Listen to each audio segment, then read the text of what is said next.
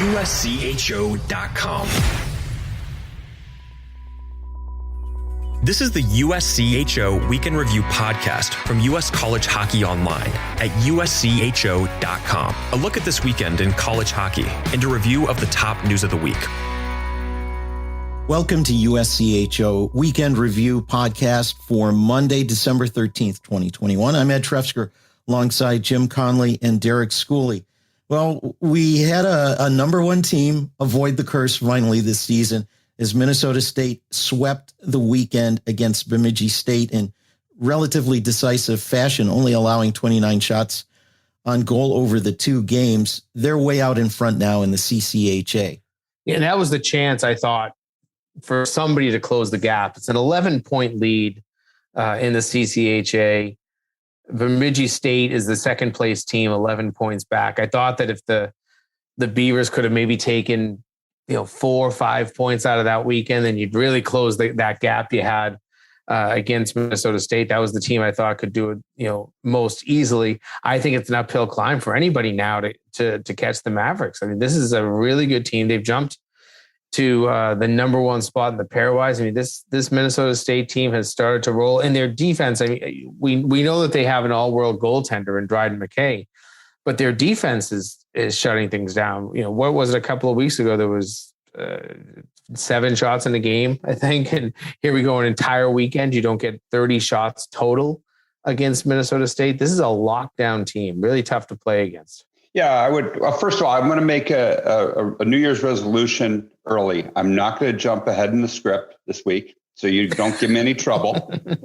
I'm not going to get in any. I'm going to agree with everything Jim Connelly says this weekend. Because, I don't want people to say that all I do is go against everything Jimmy does. So I'm gonna try that direction. But I agree with you, Jimmy.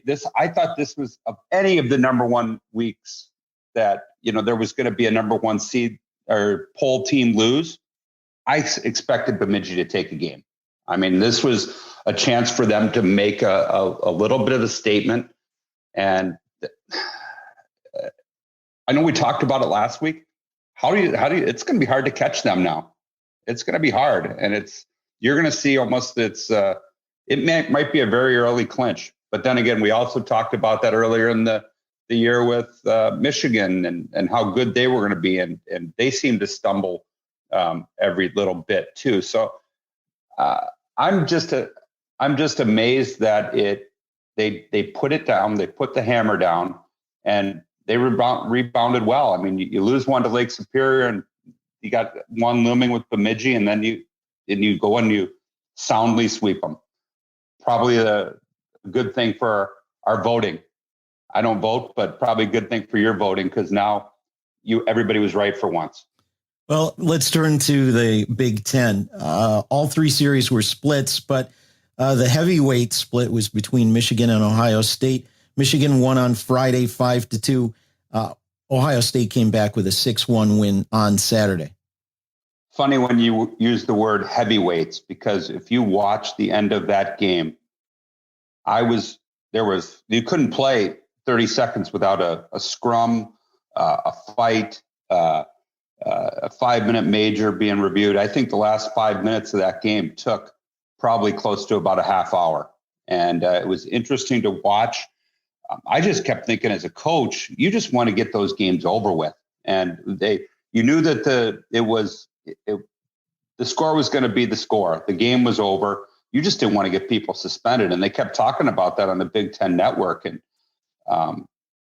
really, really physical weekend, really emotional weekend. Good to see Ohio State get one of them. And really kind of 2 different games. I mean, you look at the scores were one-sided each way. And I think that's the way you're going to see it in the Big Ten the rest of the way. I really do. I think you're going to see teams go back and forth. And I'm not going to jump farther into the script, but I'll have a lot more to say about Ohio State later in the show. Well, I think we've noticed this almost since the Big Ten has started, Derek, and it's the fact that they're a cannibalizing league. They beat each other up. Sweeping a series in the Big Ten goes further than sweeping a series in any other conference.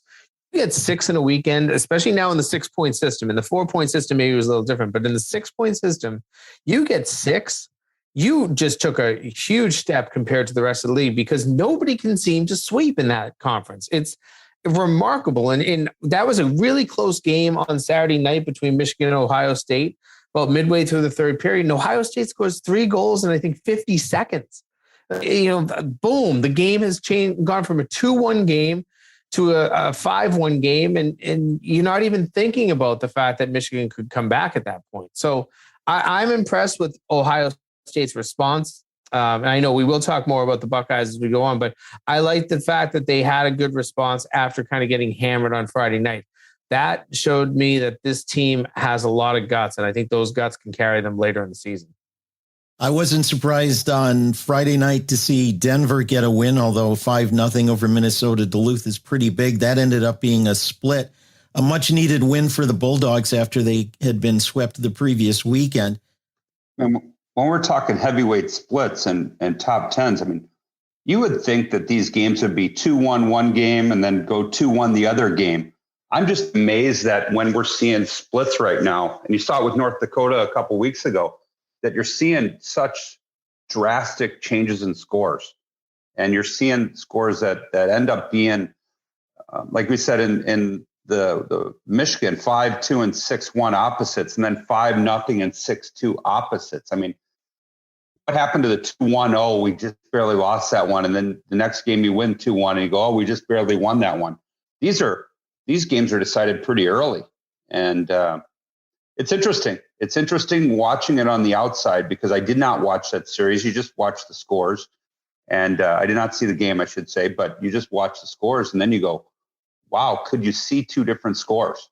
Yeah, I'll tell you, I was just following Twitter on Friday and just reading, I think it was Bruce Siskey, who, if you don't follow Bruce Siskey, he's the radio announcer for Duluth. He's got a pretty good sense of humor. And, it was just like, oh, 2-0, not good. 3, 4, 5, you could just almost hear depression in a Twitter account coming through and almost shocked that a team could get beaten. Minnesota Duluth was coming off of that series the weekend before where they lost 2 to Northern without their goalie. And it's like, okay, well, now you get your goalie back. You'll be all set. Then you get hammered. So I thought that Saturday night, the 6-2 decision on Saturday said more about this Duluth team. Very similar to Ohio State. You're out on home ice. You can't get swept. And you don't just come back with a victory. You come back with a very decisive victory. They were up 3-0, I believe, in the first period of that game, and then really never let Denver back in the game. So I think it's a solid split. Again, 2 heavyweights out there battling. But, to your point, Derek, it is weird seeing these really oblong scores, to have a 5-0 and have a 6-2, to have a 5-1, 6-1, any of these scores. I'm not used to seeing any of those scores typically in any game. Forget about when 2 of the best teams in the country are playing one another. You know what? We've just went 2 topics and agreed.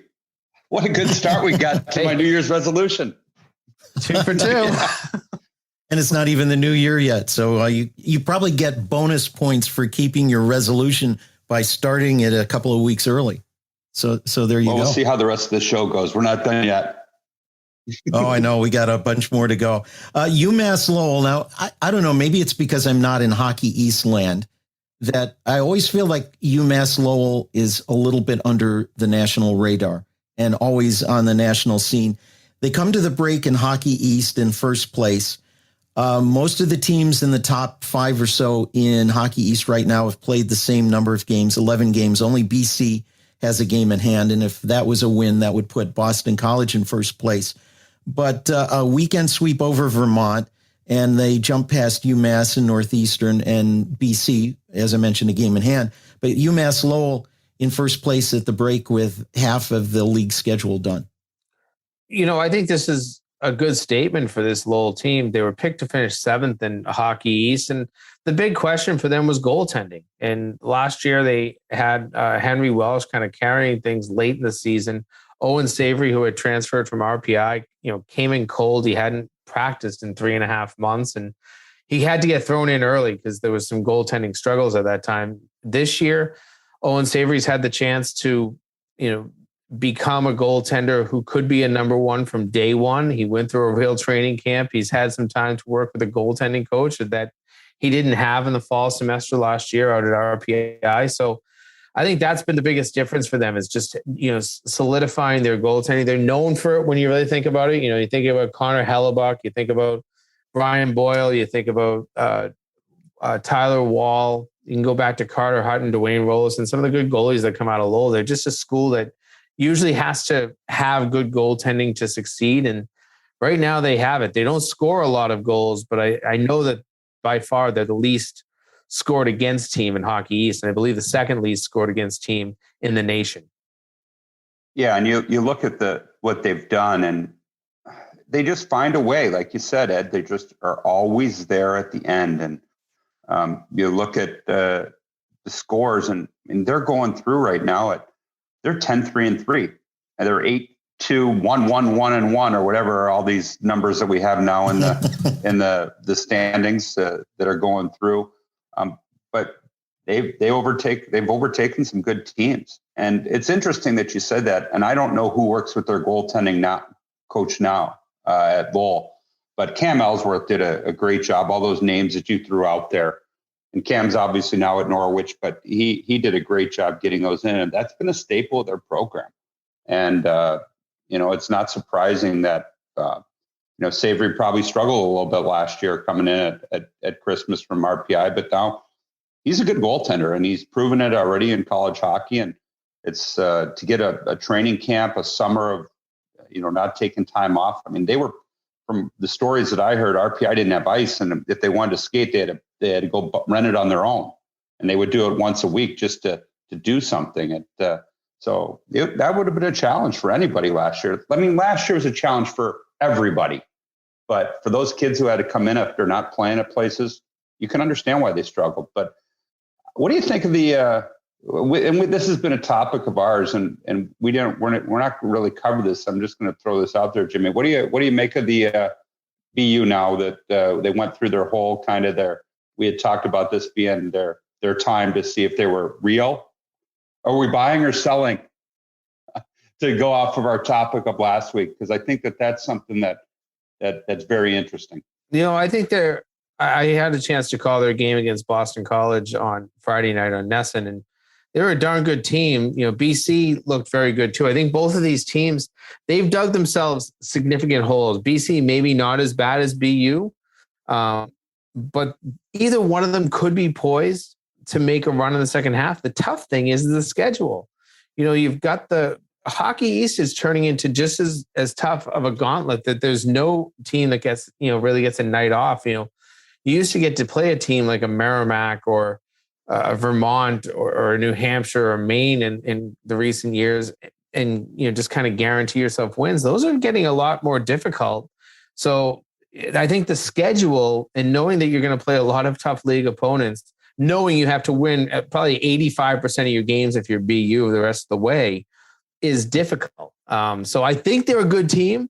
Do I think that they're going to make the NCAA tournament now? It's getting more challenging every single day, and they need to start piling up wins right now. They need more confidence, more winning. There aren't many guarantees in college hockey anywhere. I mean, even if you look at the bottom of the PairWise, there aren't many wins. I mean, there's some teams down there that have won some big games. I mean, Vermont won a couple weeks. I mean, LIU beat Miami. Holy Cross has done well. Air Force. I mean, those are all teams that aren't are towards the bottom of the PairWise that are good hockey teams.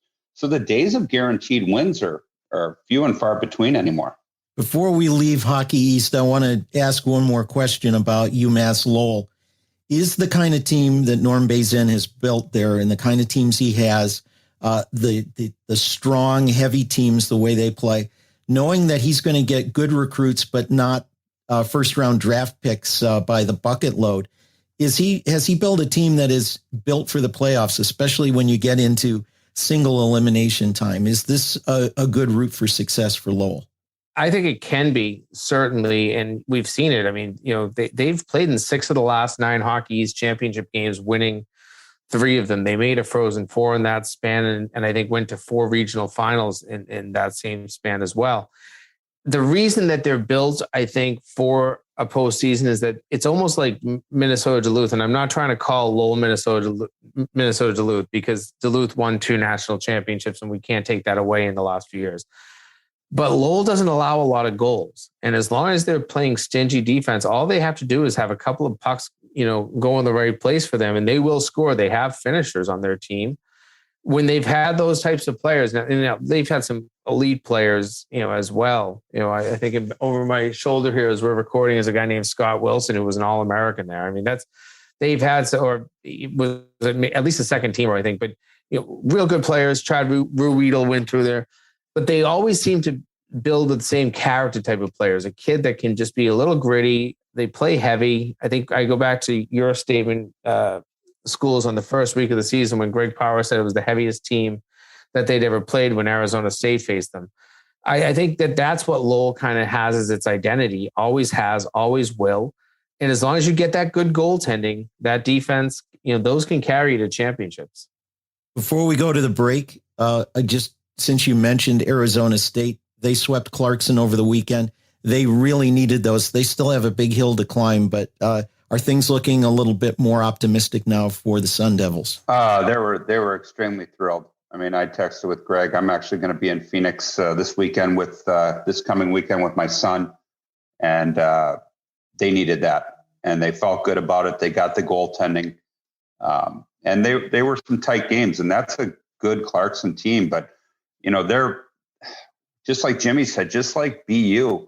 They've got a tough hill to climb. I mean, they're 9-9, and the weird thing about their 9-9, it feels like they should be worse than that, because they have had a couple weekends that they got beat up by Denver pretty good. I mean, they're either feast or famine right now, but they got a great hockey team. They got some players that still need to find their way. I don't know if they got to get Jimmy Walker back going again, and guys like that. You got the transfer from Bowling Green, but it looks a lot better this week at 7-9 than it did at 9-9 than it would at 7-11 or 8-10. That's for sure. All right. Well, with that, we're going to take a break, and then we're going to come back and do something that we have avoided doing too much, and that is talking about PairWise, and maybe we'll need a shower afterwards, but we'll find out. The P word. When USCHO Weekend Review continues. This is the USCHO Weekend Review podcast from US College Hockey Online.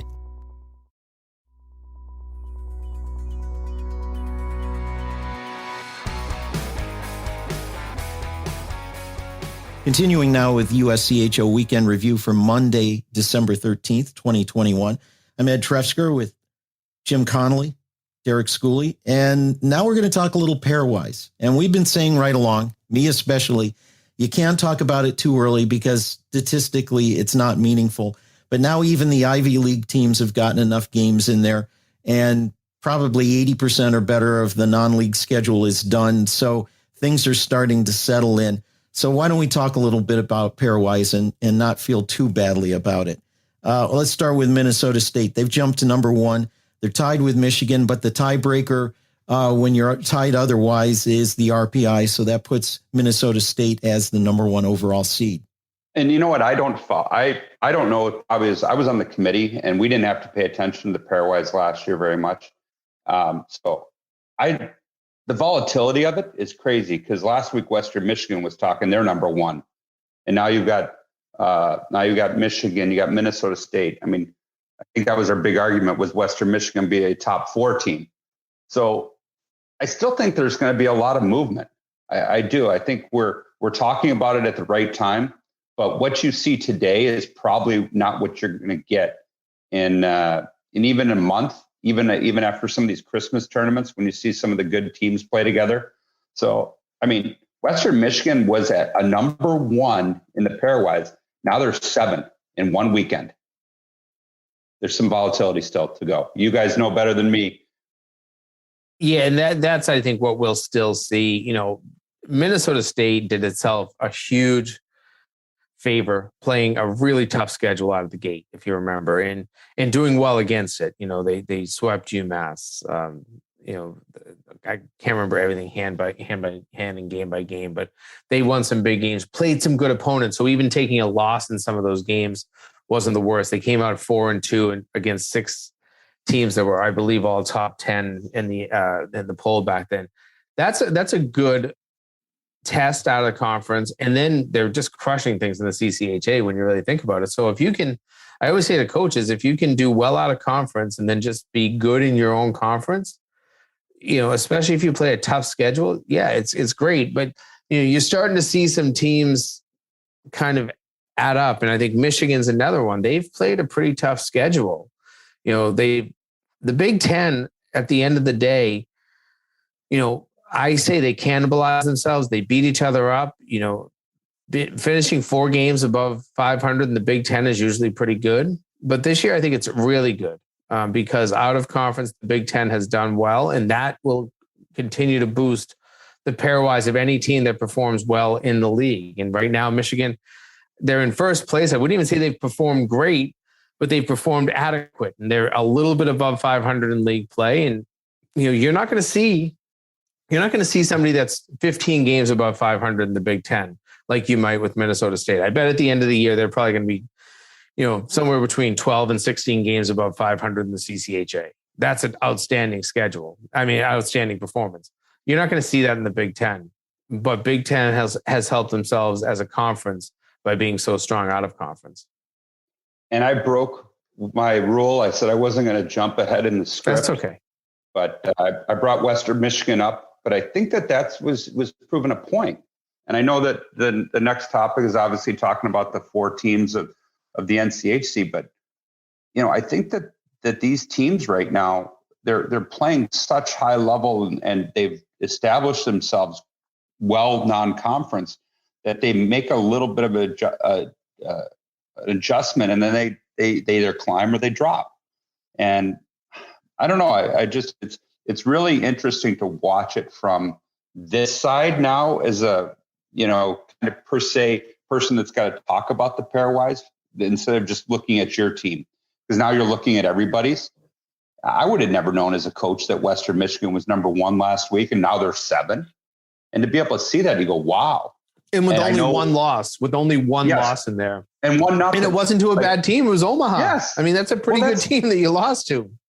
Well, like kids hockey, they have the My Hockey rankings, and they have, and you can only carry because you can beat them. You can only beat a team by so many, and it gives you points. But if you don't beat a team, so like, for example, in kids hockey, if you're got a 3% higher rating, you're expected to beat this team by 3 goals.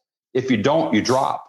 And it'd be really interesting to see that if it's because everybody starts out at even in college hockey, what the My Hockey rankings for college would be if how bad you beat somebody. Because with these scores right now, it would be crazy. Yes. Let's throw it into the crotch. Let's throw it into pairwise. Let's go. The last thing we need to do is make college hockey like the Olympic round robin, where you have to beat a team by 22 goals, to make sure you have a strong enough goal differential. Can you imagine if Ohio State kept trying to score against Michigan in that game the other night? It would. They did. They scored, I think, 4 third period goals. But in one was late, but you know what happens. The emotions go nuts, Derek. If you have a team intentionally trying to run up a score to 11-0 just so that they can move up in the poll or move up in the rankings, good Lord, the amount of bench clearing brawls we'd finally have in college hockey. You know what? They do have it too. That's the funny thing. I just pulled it up on My Hockey rankings, and they do have through the scores and how you beat somebody, the aggregate goal difference, the schedule. What's the aggregate penalty difference? I don't know. So to talk about somebody, and we talk Cornell, that's coming up at 19th in the pairwise in the My Hockey rankings because of how bad they beat some of the teams. They're 14th. So that would be so cool to see teams run it up, and that'd be game 2 would be awesome. Oh, good Lord. Well, and actually, some of the goal differential, those are like 3rd or 4th tiebreakers in a lot of the leagues in the standings and seeding. So, an extra goal or 2 could help you out. But let's move on to the NCHC. 3 teams are 4 teams ranked 3 through 7, Denver, North Dakota, Minnesota, Duluth, and Western Michigan. You'd expect to see 4 teams from the NCHC. Omaha kind of on the borderline at number 15. We're going to see 4 or 5 NCHC teams, I think, even when we're at the end of February. Well, you probably will, because they've been so strong out of conference. Now they're going to, again, just like the Big Ten, they'll beat each other up. It becomes almost an insular schedule. But, you still have, and this is no disrespect to Miami or CC, but, you still have those games to win. You saw North Dakota go on the road this weekend and get 2 wins at CC. And you have to win those games or you're going to fall. And you also have to look at the team that we didn't mention in there, which is Omaha. And we saw one loss to Omaha, which is still a bubble team. I think if we look at the PairWise, I don't have the PairWise up right now, but they're a bubble team in the NCAA tournament. I think they're 15. You can lose to them and really drop like Western just did. So you have to win the games against the teams you're supposed to beat if you're in the NCHC right now. And unfortunately, that's Miami and Colorado College. And then inside that little 6-team bubble, the rest of the teams, I think you have to kind of go a little above 500 if you want to be an NCAA tournament team. It's a pretty simple formula. I know Derek, you like the simple formulas, sweep at home, split on the road. That seems simplistic, but this is sweep CC and sweep Miami, and then just be above 500 everywhere else. And you know what? In keeping with my New Year's resolution, I agree.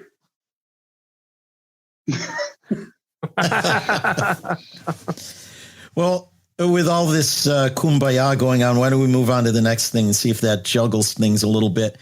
And that's about what... Oh, you're trying to start problems, aren't you, Ed? Yeah, I'm trying to see if you can make it to January 1st. Let's talk about some positions in the PairWise and whether they surprise us. And I want to start out with just a little bit of math and say why none of it should surprise us if we look at the numbers. The PairWise used to have more components, and now it is narrowed down to the point where you have head-to-head common opponents and the RPI. And the RPI is also the tiebreaker, so it's almost as if it counts twice. And if you don't play common opponents, that's all that's there. When you go to the RPI and the things that make it up, 25% of it is your record. The other 75% is what your opponents do, your opponents, and then the record against opponents. 54% of it is that. So if you have a schedule that has been against some weaker opponents statistically to start things out, a big chunk of where you are is out of your control. It's what the teams you've played have done against teams they've played. So that has a big part of it. And as we go into that, we'll start with Cornell. They have the best winning percentage, but they're number 19 in the PairWise because right now their strength of schedule, that opponents and opponents' puts them with 45th at the strength of schedule. That undoubtedly will change as they play some tougher games coming up. Well, you got the bonus points too. You do have the bonus points thrown in there that you can't forget about that because of the home road, which was put in to encourage people to go on the road. And I think the one thing, and I'll let Jimmy go into a little bit further, he's more of our Eastern guru, but I think I mentioned it last week. The hard thing in those ECAC teams is their strength of schedule. I don't know if the strength of schedule is gonna rise up to be able to do that. And I got a humorous text from a coach in the ECAC saying that I kind of shot him down. I said I didn't. I just said I made a statement. Cornell's record is so good, but why aren't they up there? And it's because of the strength of schedule. Maybe it's also because I believe they played Fairbanks, right? And so I think that I think that the ECAC needs to start. You need some teams to start running away with it, and they're going to have to do well in their Christmas tournaments if they have games left. The other thing, Derek, too, is this is when we look at their record 9-1-1, we don't get to learn the whole story of that. It's 9-1-1 with 3 overtime wins, which in the PairWise only count as a 55% of a win. So they beat Fairbanks twice, a team that's kind of low in terms of the RPI. It's not going to help your RPI, even if you win that game and get 100%, but you won that game and only get 55% credit for it. They also beat Brown, another team that's way down there in the RPI, and they get an overtime win against Brown. So those overtime wins, they're recorded as wins, and they're going to help your overall winning percentage, but they really don't help your RPI, which now, as Ed just mentioned, it's really the biggest component of the PairWise. So that has held them back. And, I do think that it was smart for Mike Schaefer, whether it was intended or not. He didn't start with a bunch of tough out of conference opponents. They didn't play last year. It's better for them to come back and play more Ivies and ECAC schools where, you're in a like mind against the Ivies. So that, I think we have to put a little context around Cornell as well. Well, that's going to change very quickly for the Big Red because their next 2 weekends are Arizona State and North Dakota. Even if they go 1-3 among those, their strength of schedule is going to go way up, and they could possibly have a lower winning percentage and a higher position in the pairwise from that as they get into that. And then when they start playing Clarkson and Quinnipiac and other teams at or above 500 in the league. And I think that's where you'll see some of the coaches will use this Cornell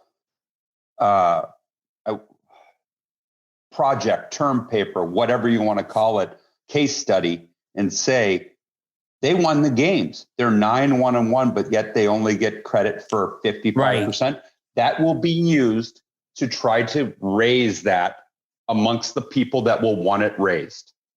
Because there will be the coaches that want it raised. They'll point right at that and say, okay, we need to go 75-25 or 100-0. Ooh, That'll be crazy when they throw that out there, but it will be thrown out there, and they will use that and say, look, they're 9-1-1, but they're not really. They're really 9-1 they're really 5-1-4. Right.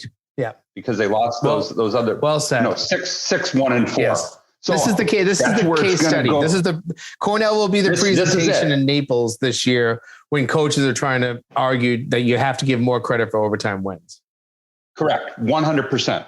And speaking of the pairwise and the ties and so forth and overtime wins, last Wednesday, the men's committee chairman, Mike Kemp, set out a memo to clarify, while it's 55-45 in terms of calculating the RPI, for head-to-head, it's a win or a loss. Right. So if it's an overtime win in head-to-head, you get that counted as a win. So but that only affects like 1 or 2 spots up or down in a comparison. So it won't make that huge a difference. But how come I don't get those press releases anymore? I don't know. I didn't get it either. I saw it.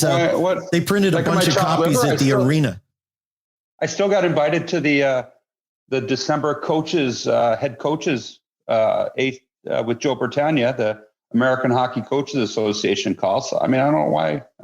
Now I feel that's because you paid your AHCA dues. That's why you got Joe's email. You just ruined my day, Ed. I feel sad well, I didn't get it directly either. They the SID printed a bunch of copies and left it in the press box over the weekend, so I saw it there. Well, we talked about Cornell. Omaha, their 5th best in winning percentage, but at number 15, unless every favorite won its league, they would be bumped out from the tournament at number 15.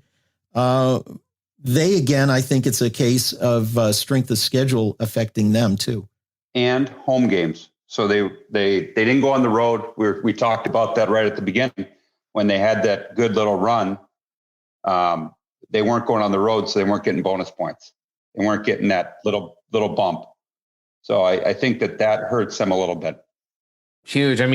Lake Superior might be the only non-conference team that they've played that even kind of could move the needle, and it doesn't do much. And the fact that you played them at home, you said it right there. This is the case for why the quality win bonus really is in the RPI. And it's because you want to force teams to get away from their home. And Omaha just didn't do it this year. They have time. They have plenty of time to make up for it. But in terms of what we're seeing now in the current pairwise, that's a good record that's not near the top. Let's take a look at Quinnipiac. They're not too far away from where they might be with the number 2 best winning percentage and number 6, but they've had Yale and Brown, UVM and Maine, LIU times 2, 3, middle of the standings teams from Atlantic hockey. So a little bit of that dragging them down a touch. Yeah, Jimmy said you can only win the games that are on your schedule. He's said that numerous times, and they have won their games on their schedule. But I think that's where the strength of schedule hurts them. I mean, we could have just cut this down and just talked about strength of schedule this year. I mean, the strength of schedule for the teams that are winning, they're doing a great job of winning, but they're not going out and. I mean, the heavyweight encounters that we had at the beginning of the year, I mean, were massive. But there was also this other pool that we're now seeing come to light that I don't think is helping them. I mean, we talked about it the first 3 weeks, like, oh my God, we gave Darren Blue a shout out. His going away present to Mankato was their strength of schedule. And now we're seeing this strength of schedule hurting other teams here because it wasn't as strong, even though they won. Yeah, and Ed and I do the Game of the Week podcast, and we always try to find a couple of ranked teams.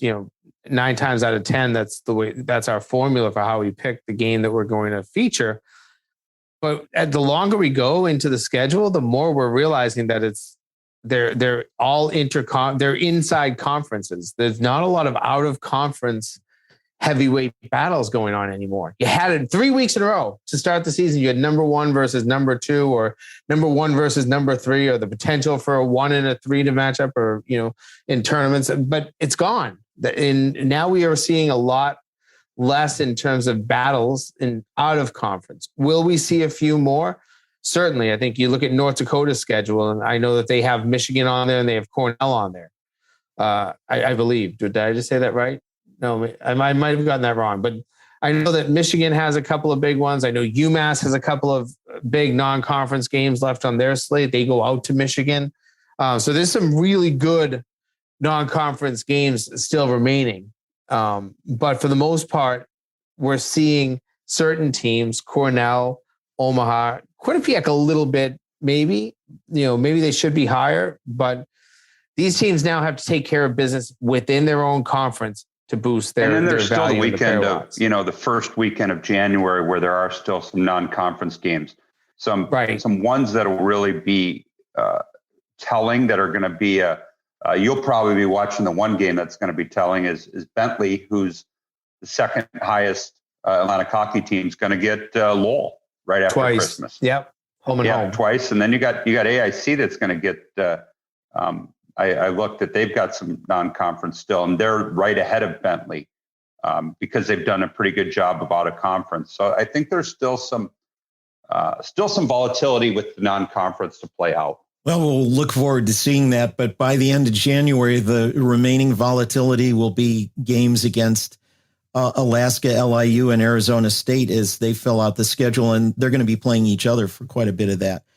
Last thing on the docket for today is which teams are poised for a big second half run. Who is going to move up in the PairWise? Who's going to be right in the mix as we get later in the season? Derek's going to go first. Well, we all picked one team, and I hope I took Jimmy's because we've agreed on everything. I got Ohio State. I think Ohio State's the interesting one right there. They've got 4 non-conference games coming up. When I was looking at, there's a whole bunch of them that are right there, but they're the ones that are right on that borderline at 15, 16 in that range right now. They've got Bowling Green with a home and home, and they've got 2 with LIU. Those 2 can only hurt if they drop one of them. Their winning percentage should climb. Okay. And once again, you're playing a home and home with Bowling Green, who's in the low 30s.